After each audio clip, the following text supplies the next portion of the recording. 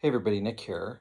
So in this video, I'm going to go ahead and talk about Stormbringer, the role-playing game based on the fantasy novels of Michael Moorcock's Elric. So yeah, the that game has been a game that I have had a long relationship with, a complicated relationship with. But I have not played very much. I've only played a few sessions of Stormbringer, and certainly back in the day, we spent a lot of time rolling up characters for Stormbringer, but then we just never played for some reason. And I'll talk about my experience of the game, owning the game, and how I discovered the game, and then talk a little bit about the game itself. But first, I want to just talk about how I became aware of Michael Moorcock and Elric, which is an interesting thing. And actually, the Stormbringer game was really the reason for that, like, actually, in a lot of ways. Sorry, I'm going to be picking up stuff off I'm going to be grabbing things to show you.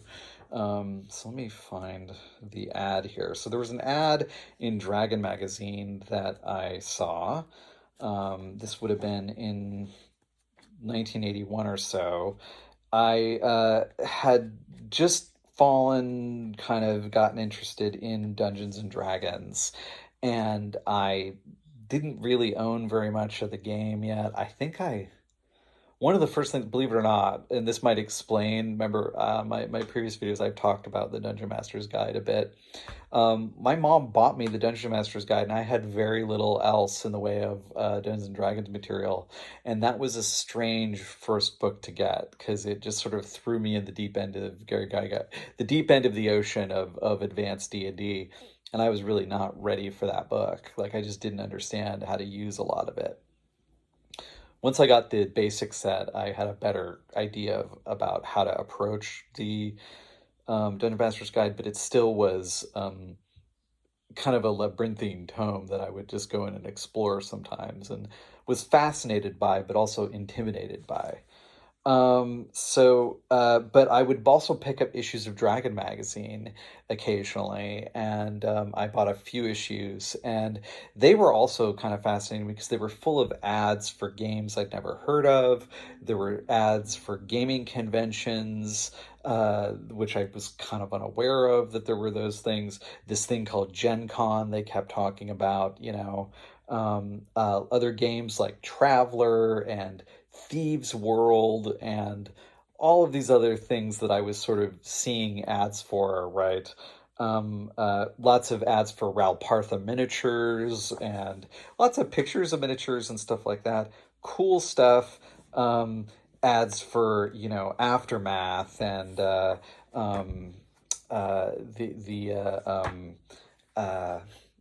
the Rollmaster books, Arms Law and Claw Law, things like that. I'd see those all the time. But this ad right here was one of the first ones I saw, which is an ad for the Stormbringer game published by Chaosium. And it's a cool ad. It's got a picture of King Grome, the king of the earth elementals there. And it's an illustration by Frank Brunner. Yeah, and it even says that. It says it's got the Brunner little credit there.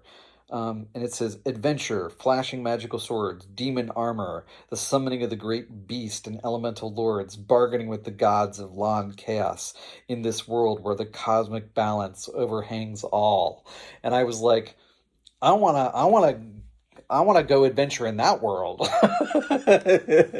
I was like, that sounds amazing. Let's do that, right? I was very excited about this ad. Was very tiny ad. The little blurb here sold me on the game. I didn't know anything about Stormbringer, what it was. It looked to me like it was some kind of Grome looked some weird, like, I don't know what he looked like to me, but he was like this bearded weird dude who was a giant, is what I assumed he was. Anyway, I was entranced by the ad. And then I kept seeing little ads for Stormbringer now and then. I would see ads for it in Dragon Magazine. And it was published by a company called Chaosium Incorporated, who I'd also never heard of.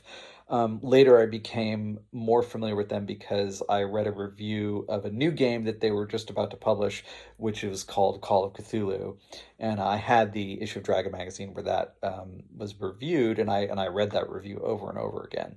I was kind of fascinated by the idea of a game that was like so different, clearly, from something like D&D. It was around that time, though, I was also getting into comic books and would see ads for um, various sort of comics and things like that.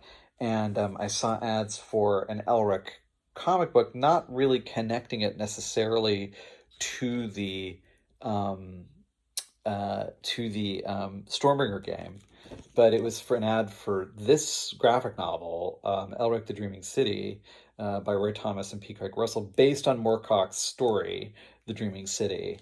And I didn't really connect this, and the artwork was very different than some of the other artwork I'd seen, so I didn't necessarily connect that with the Stormbringer game. It wasn't until I got the Bud Plant catalog. Bud Plant was a comic book distributor and also had a comic book store and still has this like amazing, I think they still publish the Bud Plant catalog, and they do all kinds of like specialty art and comic stuff. And I got the Bud Plant catalog for some reason, because probably because I wanted to order comics out of it, and or maybe I had ordered something from them. I think that's what happened. I had ordered, I think, the Dreadstar graphic novel from them, which was the actually the first one in the series. This was, or it was in this same graphic novel series as this actually, and that Marvel did. And I think I had ordered that from Bud Plant because I didn't have any comic book stores in my area. So they sent me a copy of the catalog, and I'm looking through it, and there's all these um, ads for like art portfolios and things like that. And there's an ad in there for Frank Brunner's Elric portfolio. So it's portfolio prints of his Elric illustrations, and it's like mentions like Stormbringer and things like that. And I'm like, okay, so this is that Elric guy and that Stormbringer game. This is all the same thing, and I kind of that's when it all kind of clicked. And I realized I kept seeing stuff with this character, and I didn't really know what it was really.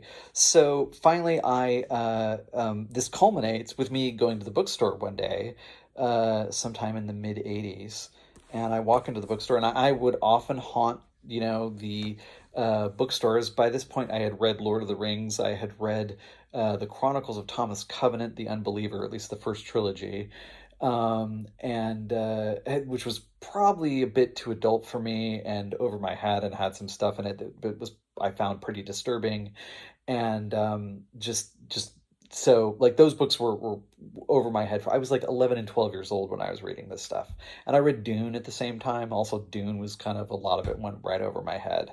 I was reading Dune because I knew the movie was going to come out, the 1984 film, and I was very excited about that. So I went out and read Dune. And around that time, I also picked up this, which became one of my favorite books of all time. And I actually enjoyed it more than I enjoyed a lot of that other stuff, actually. I loved Tolkien. I was obsessed with Tolkien, and eventually The Silmarillion became probably my favorite book. But this is a pretty close second. Not necessarily this book specifically, but the whole Elric series became like, I just became obsessed with those books, and I just loved them, because they had everything in here.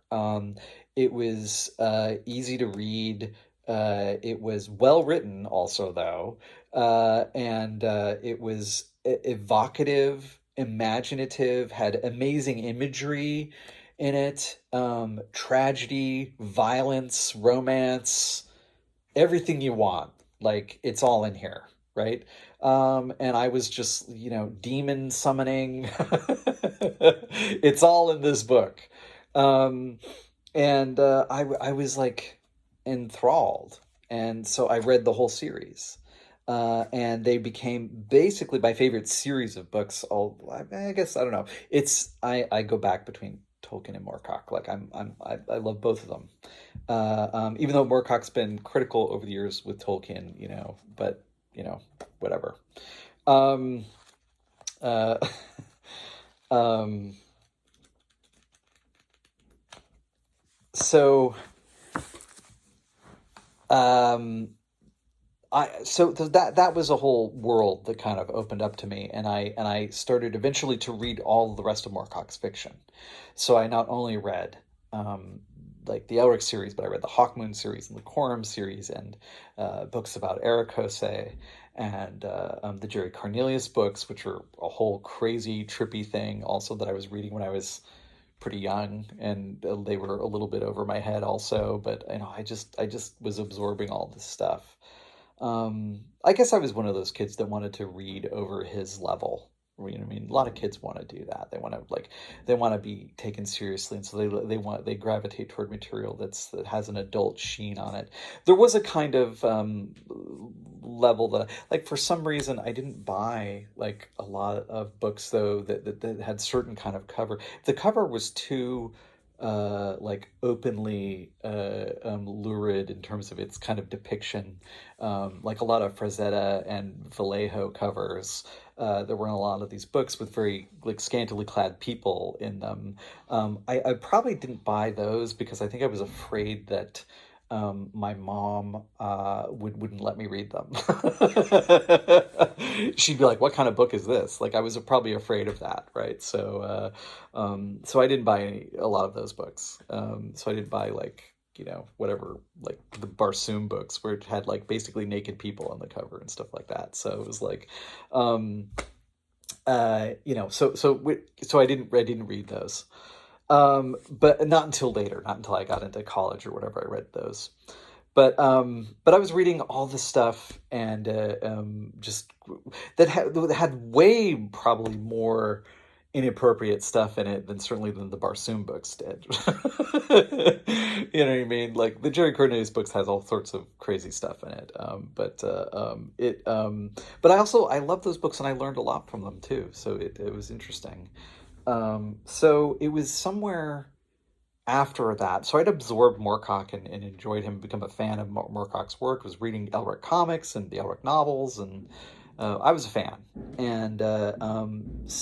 But I never found the game. Like I didn't find the game. And so this was in 1993. I was living in New York City for a few months. I had basically moved out there to live with my girlfriend, basically, is what I had done. She had moved to New York to go to art school, and then I kind of followed her, and we lived together there for a while. And there was a whole like 2 month period where I didn't have a job because I was looking for a job and I couldn't find one. And eventually I got a bookstore job. But I would kind of just go. I had a bit of money, with me, but it was, not going to last very long. But I would go and I would go to used bookstores because I would go often apply for jobs at bookstores, and I would also shop there sometimes as well. And so I would one day I just was kind of looking around, and then I decided to go to, because I remembered there was a gaming store in New York called the Complete Strategist, which I used to see ads for in various places, and I was like, I'm going to go to the Complete Strategist, and so I went there. And it was the store that's over by the Empire State Building. I'm not sure if it's still there. I haven't been back to New York in years, and so I don't know. It probably is. I know the Complete Strategist is still around, I'm pretty sure. But At any rate, I went in there and was looking around, and I found a bunch of stuff that was really intriguing to me. And basically, there's two things I bought there that were like kind of seminal gaming purchases. One of them was I bought the Different Worlds reprint of Empire the Petal Throne, which I had only heard about Empire the Petal Throne through Dragon magazine, through various little whispery things that were mentioned in Dragon. I had no idea what it was, and I bought it and was enthralled. That's a subject for a whole separate video, though. The other thing I bought was this. This is the fourth edition of Stormbringer, and this is a slightly revised version of the original game. And what had they been done here is that in the fourth edition, they have taken some of the supplements that had come out, specifically some of the supplements on demon magic and that sort of stuff, and incorporated them into the core rules. There's also some stuff from the Stormbringer Companion that got integrated into the core rules. They also, I think, added, they tweaked some of the adventures and things like that. They basically did kind of often what they did with like Call of Cthulhu. It's essentially the same game, but there's some added extra bits here that were not in the earlier editions. The major changes are to the magic system. So the magic system in this version is different than it is in the first through third editions, and so then they change it fairly significantly in this version. After this, they actually revised the game again, and it becomes known as Elric. And they actually changed the title of the game, and that version of the game actually is sort of a completely different game in some ways. I mean, it's very close to this in some ways, but it makes some pretty fundamental changes also. So this was the edition I had. This was the initial edition. So we tried to play this. We were like, eventually I moved back to California, where I'd been living with my parents, and me and my girlfriend both moved back, and and so I came back here, and we tried to play this with my friends back where I was living, with my old gaming group, and we rolled up characters, but we never seriously played. There was some interesting stuff, though. Like, I felt like those characters were kind of like, because they were randomly rolled. And that was the thing that was intriguing to me about them. But also the artwork in this was just kind of amazing. So yet the Brunner's, this is Frank Brunner's, like, pen and ink work, showing Elric. Just amazing stuff. And that you get, of course, the Michael Whalen cover. Just, that's amazing. This was the cover, the Michael Whalen cover to the Daw paperback of Stormbringer, which was Moorcock's final novel. Well, it's the final novel of the Elric series. It was one of the first novels written. Did I mention that? Anyway, but talking about the Elric series and Moorcock, that's a whole separate subject, I think. A pretty complicated topic, actually. But this is the game, and this is an amazing cover by Michael Whalen. So, however, I eventually became aware, it was like basically in the era of the internet, once I was going on like gaming forums and things like that, in the 2000s, I became aware that Stormbringer had, and I had bought the PDFs of Stormbringer because you could legally buy them. Mongoose Publishing had the rights to the Elric license for a while, and they actually had Chaosium's old PDFs available for sale on, like, at the time it was RPG Now is where I bought them. So they had the license, so they had like the old material was available. And so I bought that. I bought that PDF so I could look at the earlier editions of it. But it became clear to me also, just in reading things, that it like I should own this game. So it was cool to have that fourth edition copy. I liked that edition a lot. But I wanted to have the original version, sort of. And so I kind of went out of my way to try to find one. And what I ended up getting was, I realized what the differences were. So first edition comes out and it's in a big box, and it's like, and it's the kind of, that's the first version of the game. And then they edit it into separate, they take, and that comes with like one main rule book, which they then split up into two separate rule books for the second edition. The second edition is essentially the same as the first edition. It just splits up the rule books slightly differently, and it comes in a thin box as opposed to the thicker box. And the third edition is the Games Workshop hardback. So that's that. And then the fourth edition is the version that I talked about. The third edition has, what's interesting about that is, rather than doing what they did in the fourth edition, they just literally reprinted like the Stormbringer Companion with the rules. So it doesn't incorporate a lot of that new stuff directly into the magic rules, but it's like, oh, here's this here's the original game, and then here's this supplement for it. And they've just sort of presented it that way, and they publish it all as one book, as a hardcover. Which a lot of people I've heard have said that some of those games workshops, um, copies of Stormbringer, like they just fell apart, like they literally collapsed. But anyway, although I don't know, some people probably still have theirs. Um, Okay. Um, so I managed to track down a few years ago this, which is the second edition. So this is so it's thin box. But this is it. This is another Frank Brunner image.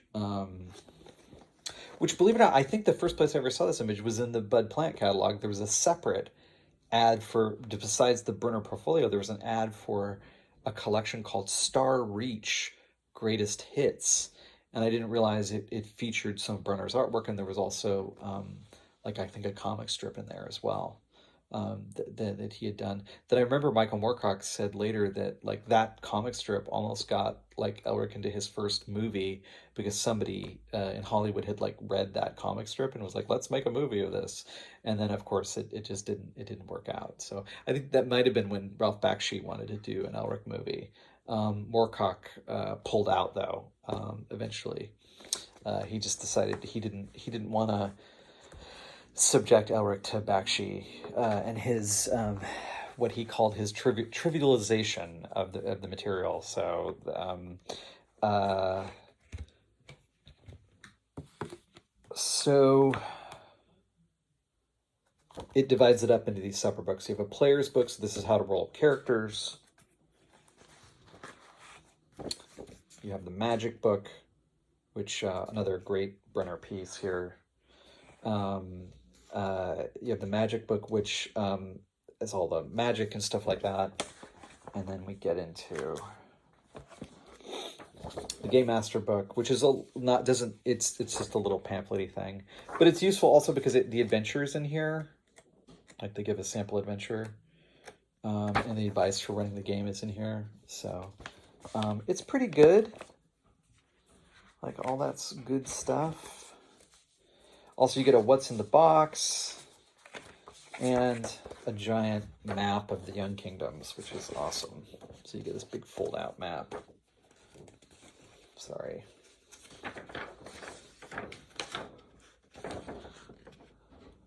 So there it is. Cool stuff. That map, actually, I think, originates as the board for the Elric board game, which was the original license that they had bought. Like, Chaosium had bought that license to do the Elric board game, and I guess they bought, all the rights to do a role-playing game as well.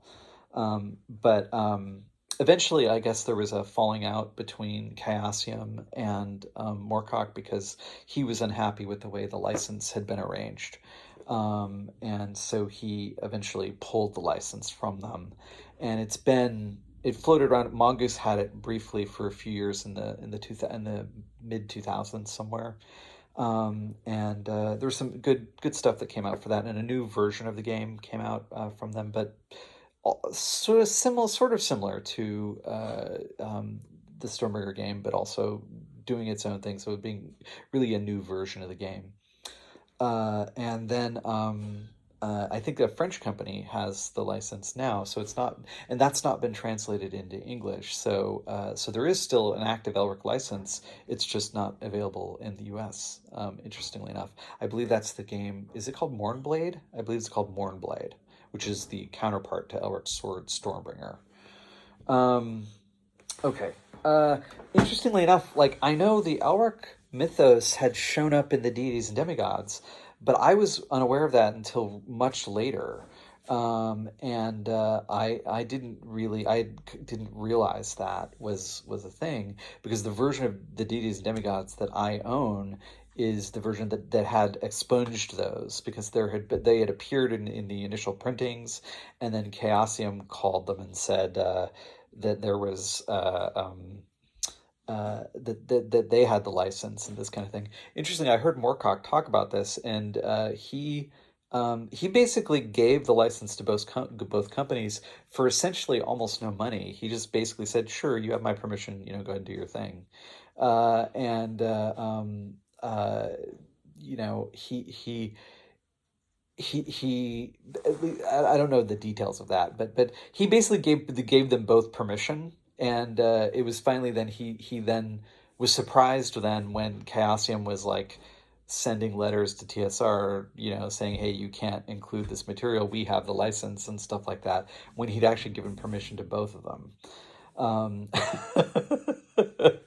um, and so they were kind of competing about that, and so he said at that point he just stopped paying attention to the whole thing and let his lawyer straighten it out, which was apparently that they came to that agreement that TSR would remove that material from the Deities and Demigods book, and then Cassium would continue to work with their license. And again, like I said, eventually that did end because Moorcock was unhappy with the way that was set up.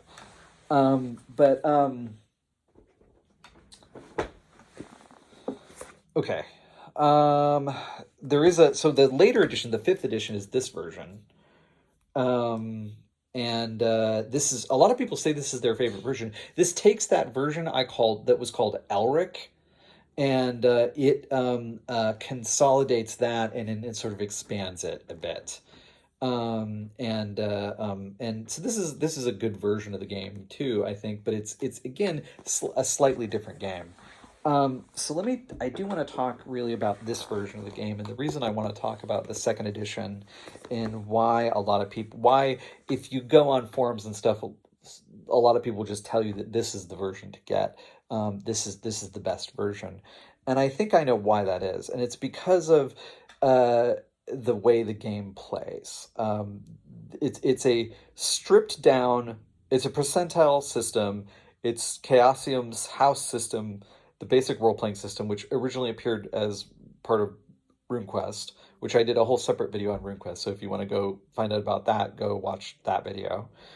But it simplified the basic role playing system down, so that there wasn't a hit location system, and combat moved a bit quicker. Although there's some interesting little tweaks with it. In RuneQuest, for example, you have armor on various parts of your body because there's a hit location system, and then the parts of armor like defend for a certain number of points. In Stormbringer, you don't have that, but and I know in some versions, other versions like in Magic World, which was an older version of basic role playing, they have armor that just has like a static number, so it'll be like, oh, it defends for like it'll be like the armor is rated, the chainmail is rated at like a 5, and so what that means is that when you take damage, you subtract 5 hit points. The armor absorbs those 5 hit points, so you don't take that damage. Anything over that number, you would then take that damage. The Elric game, interesting enough, actually the armor has a die rating. So it'll have like if you have like, chainmail or whatever, it'll have like a D6 plus 1 or something like that. I'm just pulling that out of my head. I don't know if that's the exact thing for chainmail and Stormbringer. But it'll be rated as something like that. So what happens is you get hit with something, and then you have to roll a d6 to see how many points of absorption the armor has. So that's what that die will tell you. It tells you, okay, I've rolled this now, and I rolled a 4, add 2, so I've absorbed 6 points of damage or whatever, right? And that's how that works. And then the better the armor, the higher the die. So I think it goes up to a d8, if I'm not mistaken. So if you're in like plate armor, which is pretty good because most of the weapons do around that amount of damage. Excuse me. Although you do have a situation in the game where like you get a damage bonus, so like some characters might be doing a lot of damage if they have a high damage bonus. in addition to having like a really formidable weapon like a sea axe or something like that. They have some of the weapons have do a lot of damage. If you have demon weapons, that's a whole other story too, because demon weapons sometimes will have an extra die of damage or things like that. So they can do a tremendous amount of damage. They're offset though by the existence of demon armor, which also then absorbs more. In certain the magic in this game can get really crazy with the weapons and the armor and stuff like that. But it's a lot of fun. The magic system is actually pretty distinctive. It essentially is a summoning system. Basically, there's no blasting spells in this version. They start to incorporate that in the Elric game and in the 5th edition that I showed you a few minutes ago. They have some kind of like more D&D like magic spells, whereas in this it's all just summoning rules. You're summoning elementals, you're summoning demons, and then you're fashioning those entities into artifacts and things like that they're like bound to like a ring or something like that, or to a suit of armor, or to a sword. And that's how you enact magic in the world, is through these summoning things, either summoning the demon or the elemental to do something for you, right? Or like binding it into an object and having that object be mystically empowered by the demon or elemental's power. And so that's how that works. It's really interesting. Um, I remember listening to a podcast where somebody was talking about that they their mother had back during the Satanic Panic, their mother had forbidden them from playing Dungeons and Dragons, but their mother, because they were like, oh, that's that Satan game, you shouldn't be playing that. But so the guy said he went out and he bought Stormbringer. And lo and behold, like Stormbringer, unlike Dungeons and Dragons, like literally, like the whole book is just full of like the magic system is all about summoning demons, you know. So he said that, I thought it was kind of funny that like literally, like this is the game where like that's like a thing, like a real major component of the game.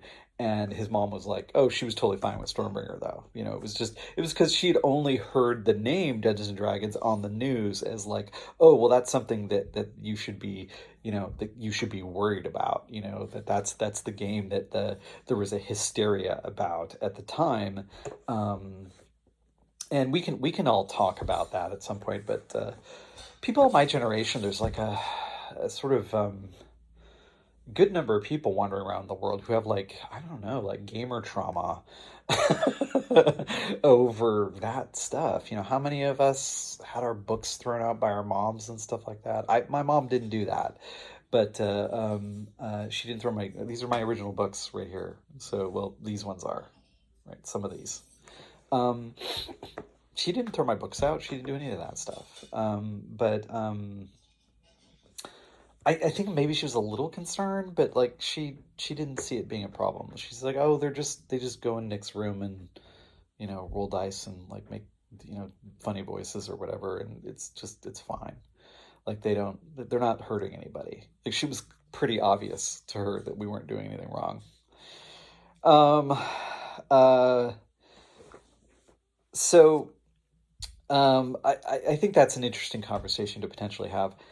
I think that Stormbringer is it's a great game, and it certainly though would have fueled a lot of like that hysteria if that people just had looked at this book a little more closely and been like, look at this, what this book is telling, and of course it's all just fun, it's a fun game.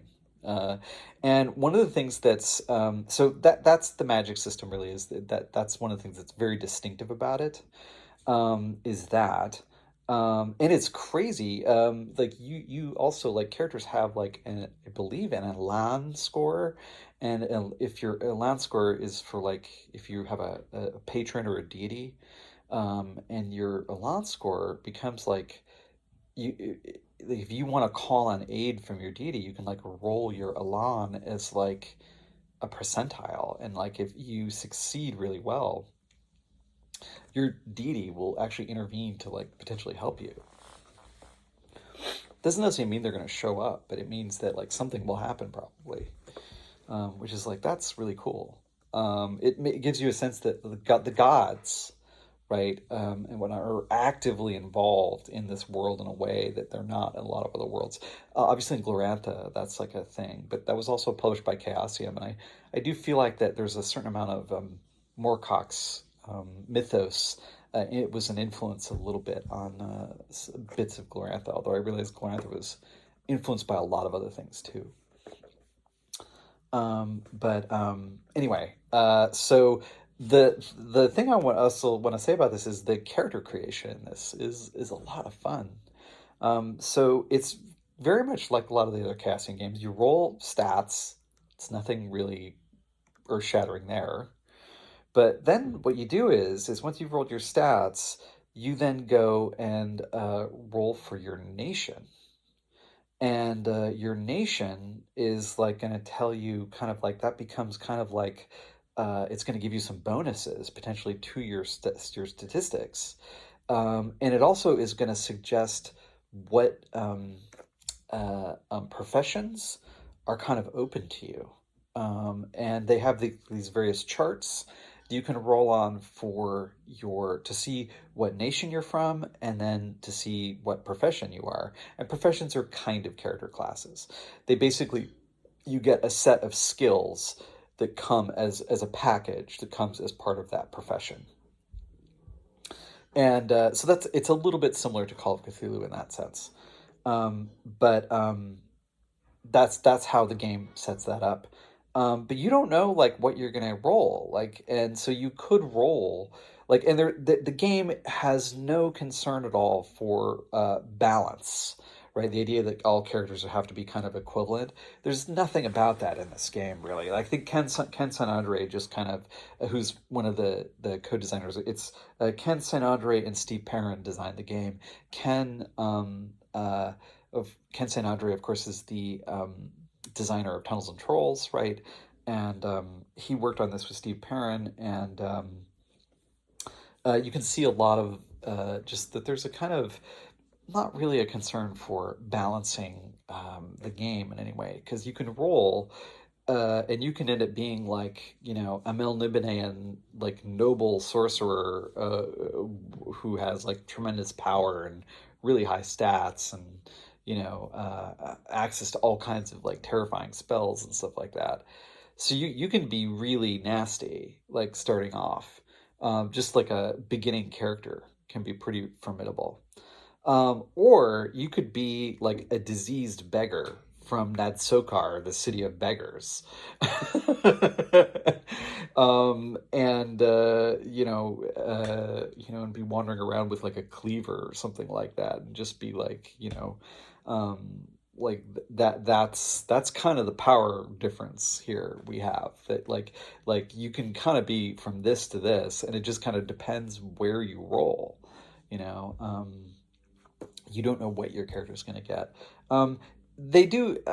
It's pretty clear you could also just choose. Like if you wanted to be like, okay, we're all going to play Melibanians, or we're all going to play, people from, Karlak by the Weeping Waste, or whatever. We could just decide that's okay. We're all going to be from this place. But if you kind of want to do what the game seems to suggest is, I think, is you just roll randomly and you kind of see what you get. And if you're really unhappy, maybe your dungeon master tells you, your game master tells you to roll again or something. But I think that's a if you just go in knowing that, hey, this is going to be a little bit unbalanced, and we all have to kind of be okay if we have the different power levels, and we just kind of have to kind of accept that, as long as we give each other enough spotlight time in the game, and we sort of play to that and be like, oh hey, like you're gonna get your moment as your beggar guy, and I'm gonna get my moment as my Melibanian sorcerer. And I think that you just have to be mindful of that, right? Um, but also, I think this depends on the group. If your group is going to have a problem with something like that, with really characters of different power levels, then you probably shouldn't do that. Shouldn't roll randomly. for that, or you should, play a different game, right? If that's a real concern, you know, or just have them all roll up characters who are in the same equivalency, right? And there's certainly definitely ways you can do that. The game system is really tightly designed and rewarding. There's critical hits are really easy to figure out in this game because they're just 10% of your percentile skill. So if you have a 50 in your sword skill, then 5 or less is a crit, right? So it's easy to figure that out. And so that's pretty simple. And then they have charts for like fumbles and criticals and things like that. And if you take a major wound, there's like which is, I think, if you take a certain amount of your Constitution score, like then if you take a certain percentage of that, then you have to roll in the major wound table, and that can affect you. Like it may actually, you can lose points of statistics, or it might have fairly specific descriptions about like losing an eye, or you lose like one of your fingers or something like that. Like that gets into some like fairly gruesome descriptions of like, oh, okay, you've taken a bad wound. Here's what's happened now. Anyway, so I just wanted to just sort of touch on the game, and I think it's all of those elements. The world, the kind of sword and sorcery environment of the world, the game system, the kind of randomized nature of the rolling things up, the distinctive magic system, and all of those things, and the amazing presentation of the game. Like, it's just gorgeous to look at. It's one of my favorite role-playing games, I think, just in terms of how it looks, just because the artwork's great. And it's a classic Chaosium game, which I'm a sucker for. So anyway, I think that's all I want to say about this, so I will catch you guys in the next one. Hope you got something out of this, and maybe I'll talk more about Moorcock or this stuff at some point in the future. Okay, guys, take care.